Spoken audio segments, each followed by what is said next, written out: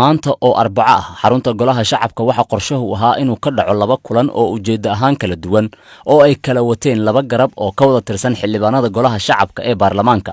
waxay kala yihiin labada qodob ee la filayay in laga hadlo derbiga Kenya ay ka dhisayso beled xaawo iyo mooshinka ka dhanka ah Jawaari. tani oo muujinaysay kala aragti duwanaanshaha iyo filashada waxa ka dhalan kara haddii kulankani uu qabsoomi lahaa. xildhibaanada labada dhinac oo tagay aqalka hoose ayaa qaar ka mid ah ay gudaha u galeen hoolka lagu madlanaa in lagu shiro, halka kuwa kalena ay sheegeen in loo diiday inay galaan gudaha. gudoomiye Jawaari iyo ku-xigeenkiisa labaad ayaa gaaray xarunta golaha shacabka, waxaana wariyaashu ay ka ahaayeen dibad joog mana qabsoomin wax kulan ah. tani waxaa xigtay is-eedeyn xildhibaanada labada dhinac, waxaana midba kan kale uu ku eedeeyey in guriga ummadda ay la wareegeen ciidamo abaabulan sida ay sheegeen. xildhibaanadaasi ayaa siyaabo kala duwan ula hadlay warbaahinta, waxaana ay sheegeen sida tan: cidna khasab gudoomiye ugu ma ahan karta baarlamaanku gudoomiyuhu doortaa, hadduu rabana waa ridaa. marka gudoomiyaha haddii markii hore la doorto cod la siiyo, marka dambe codka khasab kuma haysan kare. baarlamaanku hadday codka kala noqdaan waa inuu gudoomiyenimada ka tagaa, mana aha gudoomiyuhu ugu horreeya codka lagala noqdo. codadka xildhibaankuna waa muhiim. xukuumadda waxaa laga doonayaa inay ammaanka baarlamaanka adkayso. wax hub la soo geli kara baarlamaanka waxaan moodnay dalka inuu hagaagay, waxaan moodnay in daacad ay jirto dastuur iyo shaqaynaya xeer hoosaad.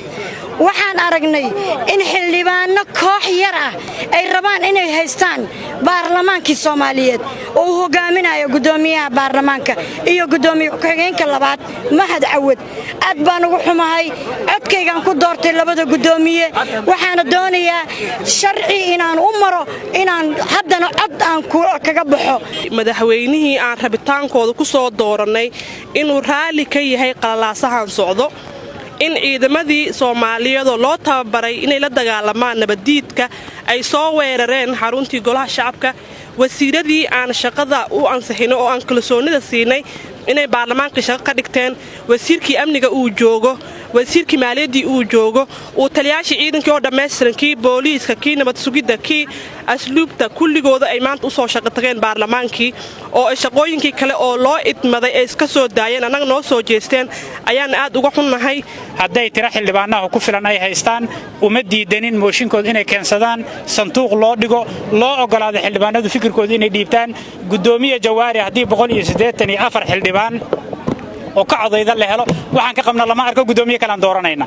haddii 184 xildhibaan oo riddo ay waayaanna waxaa la rabaa sharciga inay inta u hoggaansamaan ogolaadaan. dalkan nidaama lagu wada jooga. dalkan xukun militariya soo maray, burbur iyo dagaalo sokeeya soo mareen, maxaakiim iyo urur argagixiso iskaga dambeeyay iyo faragelin ciidamada Itoobiya dalkan ay ku sameeyday. dalkan waxaa lagu wada joogaa nidaam noo qoran oo Soomaalidu ay ku heshiid.